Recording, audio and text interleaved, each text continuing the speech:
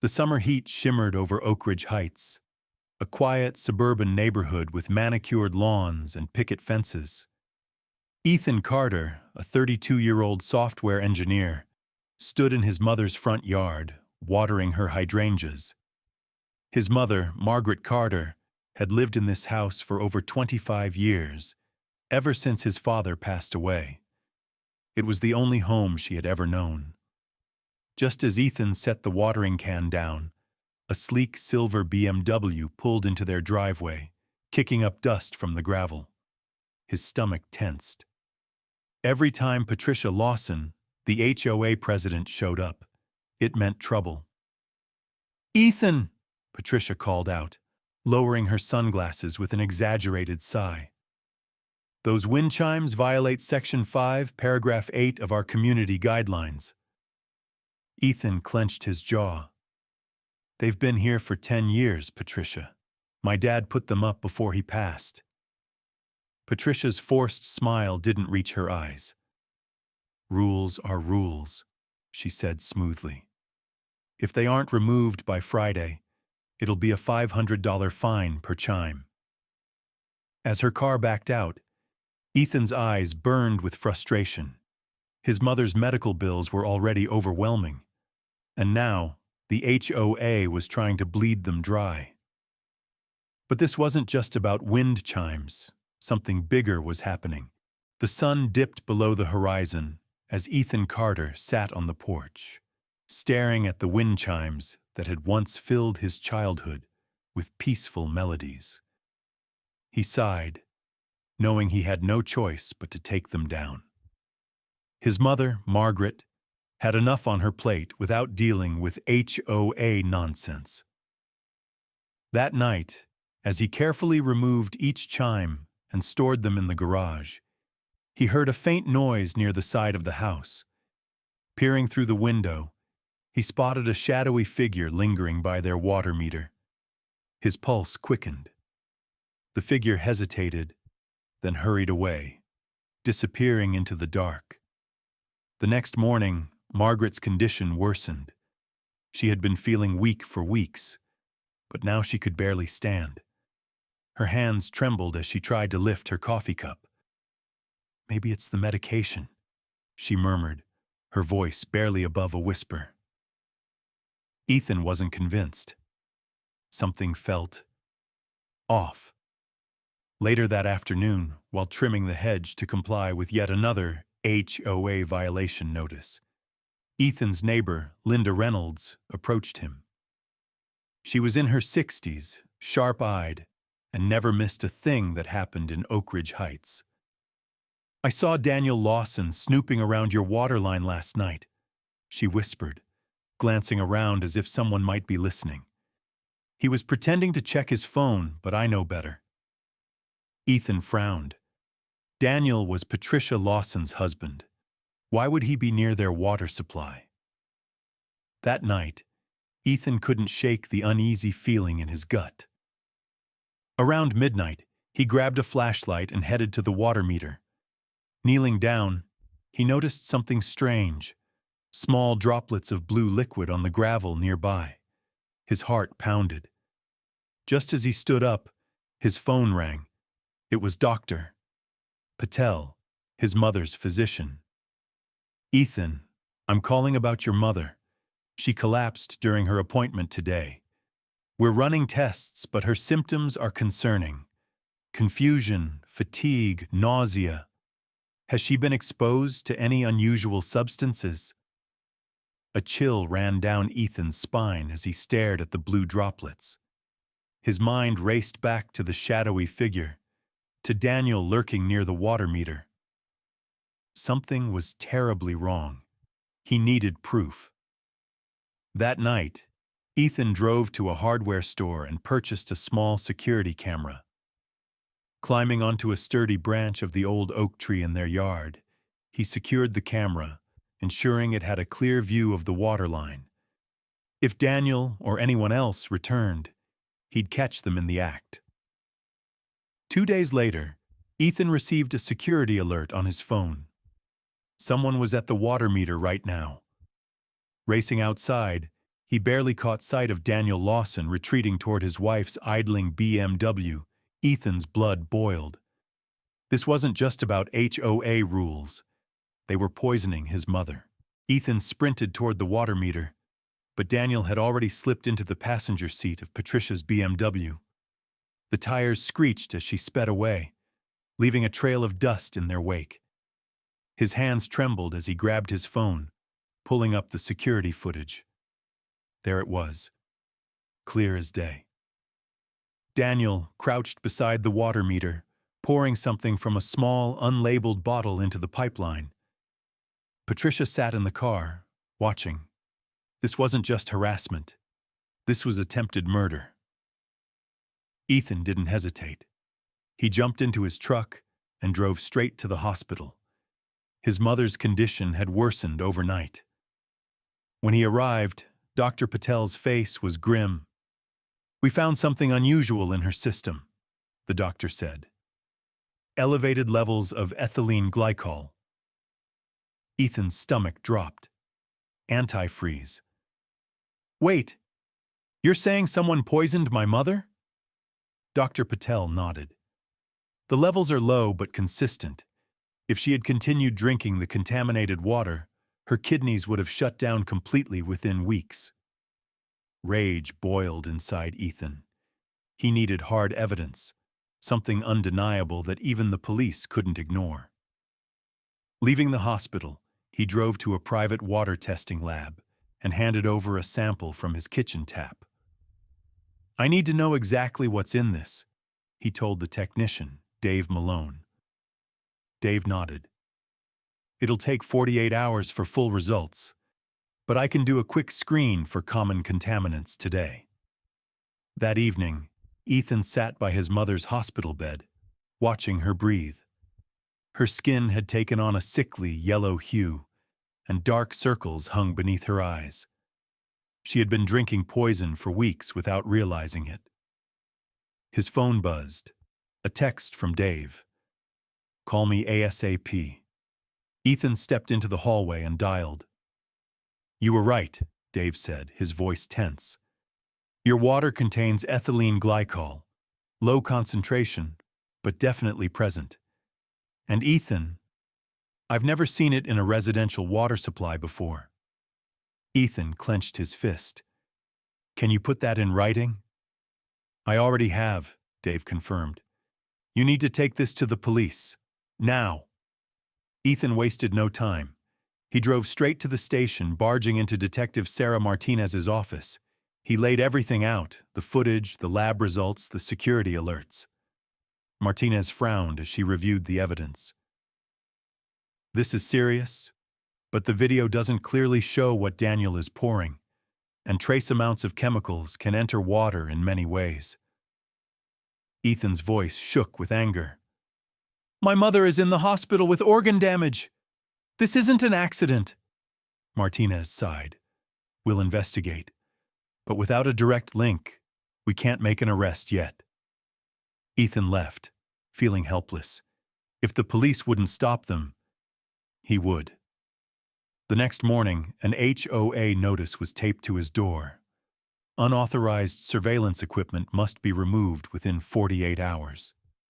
They knew, and they were watching him too. Ethan ripped the notice from his door, his fingers trembling. They knew about the cameras. They knew he was onto them. But that only confirmed one thing. Patricia and Daniel weren't just harassing his family. They were covering their tracks. But Ethan wasn't backing down. If the police wouldn't act, then he needed another plan. That night, he installed 3 more hidden cameras. One near the water meter, another overlooking the driveway, and a third aimed at his mother's front door. If they came back, he'd have them from every angle. The next morning, Dr. Patel pulled him aside at the hospital. "We've adjusted your mother's treatment, but her kidneys are only functioning at 40%, he said. "She may need dialysis or even a transplant." The words hit Ethan like a punch to the gut. His mother had been a healthy, vibrant woman.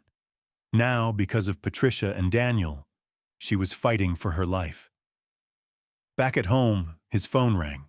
An unknown number. He hesitated, then answered. Ethan Carter? Yes.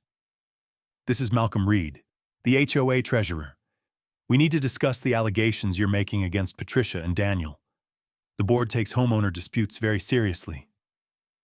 Ethan recognized the veiled threat. Dispute? My mother was poisoned. Malcolm's voice tightened. Accusations like this have consequences. Perhaps it would be wise to reconsider before things escalate. Ethan laughed bitterly. Oh, things are escalating, all right. That night, he called his old college roommate, Jamie Vaughn, an environmental lawyer. They're poisoning her slowly, just enough to make her sick, Ethan explained. They want us gone. Jamie's tone grew sharp. That's criminal. Have the police done anything? Nothing concrete. Then we need to hit them where it hurts. Their control. Tell me everything about your neighborhood's utilities. For the next 3 hours, they dug through property records, utility contracts, and HOA charters. Then Jamie found something interesting. Ethan, she said, this is huge. Your neighborhood's water doesn't come from the city. It comes from a private company called Clearwell Resources. And guess what? They just filed for bankruptcy last month. Ethan frowned.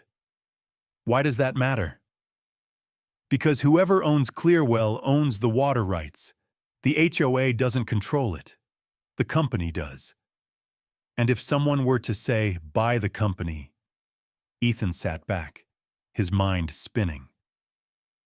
Could he really take control of the very thing the HOA used to dominate the neighborhood? How much would it cost to buy them out? He asked. Jamie exhaled. More than most people have lying around.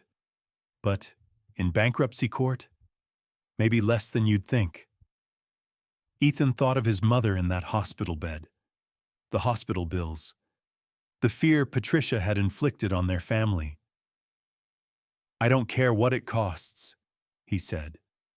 I'm doing this. Ethan barely slept that night.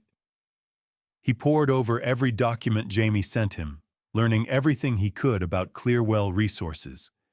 The company was a sinking ship, drowning in debt, and that made it vulnerable. By morning, Ethan had made up his mind. He was going to buy it. First, he needed funding. He emptied his savings account and liquidated his 401k, penalties be damned. But it still wasn't enough. That meant taking out a home equity loan, a huge risk. But Ethan didn't hesitate. While waiting for loan approval, he dug deeper into Clearwell's contracts. He found something game-changing, a clause stating that the water supplier had full control over rate adjustments. Ethan's pulse quickened. If he owned Clearwell, he could control the HOA's water supply. That afternoon, as he left for the hospital, Patricia's BMW blocked his driveway. She rolled down her window, her lips curling into a mocking smile. The board is concerned about your mother, she said. If her health makes it difficult to keep up with property standards, maybe it's time to consider alternatives. Ethan clenched his fists. She's not going anywhere. Patricia sighed dramatically. Ethan, the fines are adding up. Over $3,000 now. If you can't pay, we'll have to place a lien on your property. Ethan met her gaze. Now he knew for sure. This wasn't about rules. It was about forcing them out. I'll handle it, he said. Then, before she drove off, he added, Be careful drinking the water, Patricia. I hear it's not safe. Her smile faltered. Good. At the hospital, Ethan was surprised to find a group of neighbors gathered around his mother's bed. We don't believe the HOA's lies, said Linda Reynolds. Patricia has been worse than ever since she became president. more power-hungry. Ethan hesitated, then asked, "Has anyone else gotten sick?" The neighbors exchanged glances. "Not sick exactly," said James Monroe, an elderly man who had lived in Oak Ridge Heights for decades. "But my dog died suddenly after Patricia complained about him barking." "My kids had stomach issues for weeks," another neighbor added. "Then we switched to bottled water, and they got better." Ethan's stomach churned. How many people had they targeted? That evening, he made his final move. He called Jamie's contact at a bankruptcy law firm. "I want to buy Clearwell Resources," he said. The lawyer laughed. "You sure about that? It's a mess." "I don't care," Ethan replied. "Send me the paperwork." 2 days later, the loan was approved. The offer was made. In 1 week, Ethan Carter would own the water rights for Oak Ridge Heights. And Patricia Lawson was about to learn what it felt like to be powerless. Ethan felt a strange sense of calm as he signed the final paperwork. With a single stroke of a pen, he became the new owner of Clearwell Resources, and with it, the entire water supply of Oak Ridge Heights. The moment the deal was finalized, his phone buzzed with a call from an unknown number. "Ethan," a tense voice said, "this is Malcolm Reed from the HOA board. We need to talk." Ethan smirked. They knew. "About what?" he asked innocently. "We've heard rumors that you purchased Clearwell Resources. Surely that's just a misunderstanding." "It's not," Ethan said. "I own it now." Malcolm's voice tightened. "This affects the entire community. The board demands a meeting." "I'm not interested," Ethan replied, about to hang up. But Malcolm's voice turned desperate. "Be reasonable. We all live here, Ethan." Ethan's temper flared. "So does my mother. And thanks to your friends, she might not live here much longer." Malcolm was silent. Ethan hung up. They were scared, and that meant he was winning. The next morning, before the HOA could do anything, Ethan drafted a letter to every resident of Oak Ridge Heights. Effective immediately. Water rates would increase by 400% for all HOA board members. Everyone else's rates would remain the same. By noon, his phone was blowing up. Malcolm, Patricia, and several board members called nonstop. But Ethan ignored them. Then Patricia texted him. "Emergency HOA meeting tonight. Be there." Ethan wasn't planning to go, but then his neighbor, James Monroe, knocked on his door. "You should come," James said quietly. "Patricia's telling everyone that you made up the poisoning story because you were mad about HOA violations." Ethan's jaw tightened. So that was her plan. That night, the community center was packed. When Ethan walked in, the room went silent. Patricia stood at the front, pointing at a slideshow that read, "Water Terrorist," with a photo of Ethan underneath. "This man," she announced dramatically, "is trying to bankrupt our entire neighborhood over some petty grievances. He fabricated this whole poisoning story just to get revenge." Ethan calmly walked to the front. "May I?" he asked, holding out his hand for the microphone. Patricia hesitated, but Malcolm nodded. Ethan took a deep breath. "My mother has been in the hospital for weeks. 3 separate labs confirmed that ethylene glycol, antifreeze, was found in our water." The room stirred. "And I have video footage," Ethan continued. "Footage of Daniel Lawson tampering with our water line, while Patricia kept watch." Patricia lunged for the microphone. "Lies! This is all lies! He has no proof!" Ethan turned to the crowd. "Why would I spend my life savings to buy a water company, just because of wind chimes?" Murmurs rippled through the audience. Then an older woman in the back stood up. My dog died last month after Patricia complained about him barking. The vet found something strange in his blood. Another neighbor stood. My kids had stomach problems for weeks. When we switched to bottled water, they got better. Patricia's face went pale. More and more people spoke up. Ethan had planted a seed of doubt. And now, it was growing. Patricia's smug expression had vanished. The community center buzzed with murmurs as more residents began connecting the dots. Ethan could see it in their faces, the growing realization that this wasn't just a grudge match over HOA rules. This was something far more sinister. Then, a new voice broke the tension. I have proof. A hush fell over the room as someone stepped forward. Linda Reynolds, the sharp-eyed neighbor, held up her phone. I received this video from an anonymous source, she said. It shows Patricia and Daniel in their garage, discussing how a few drops in the right places could make problem neighbors disappear. She pressed play. The room fell dead silent. On the screen, Daniel Lawson poured liquid from a bottle labeled antifreeze into a smaller container. Just a little at a time, he was saying. And no one will ever know. The room erupted. She poisoned our water. She tried to kill an elderly woman. Call the police! Patricia's face turned ashen. She bolted for the door, but two officers were already waiting. Patricia and Daniel Lawson, Detective Martinez announced, stepping inside. You're under arrest. The community watched in shock as both were placed in handcuffs. Patricia screamed about a setup, but no one believed her anymore. Ethan stood in silence, his chest rising and falling. It was over, or so he thought. One final battle. The next morning, Ethan received a legal notice. The HOA was contesting his purchase of Clearwell Resources. They claimed he had obtained the company illegally. Ethan laughed bitterly. After everything, they were still trying to fight him.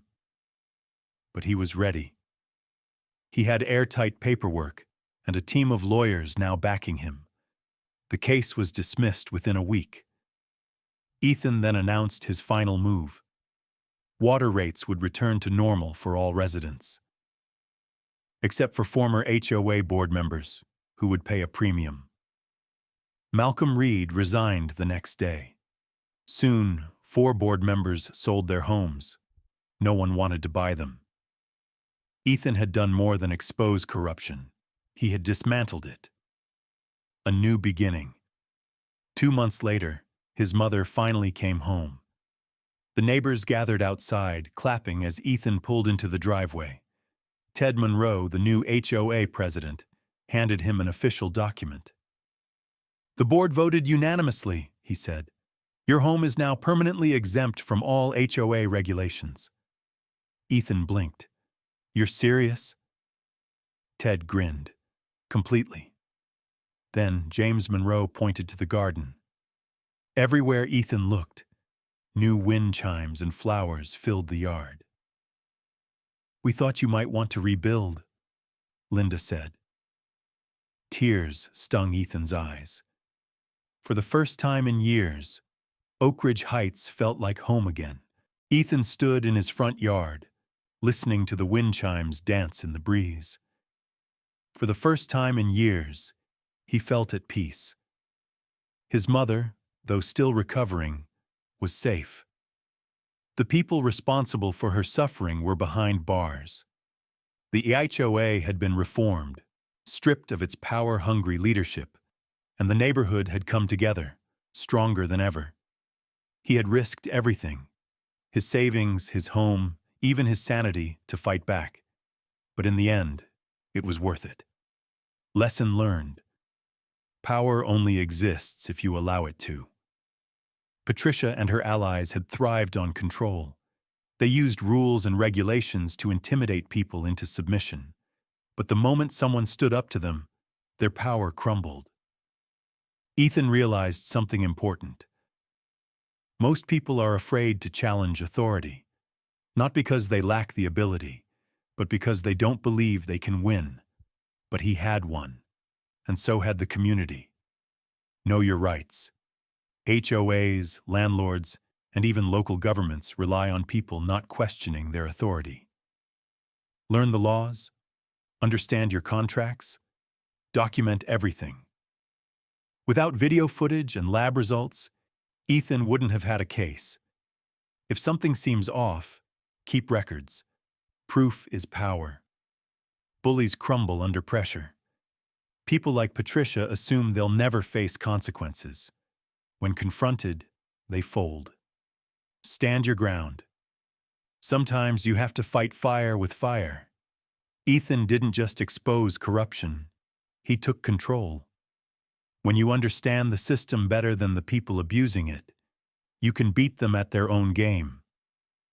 In the end, justice prevailed.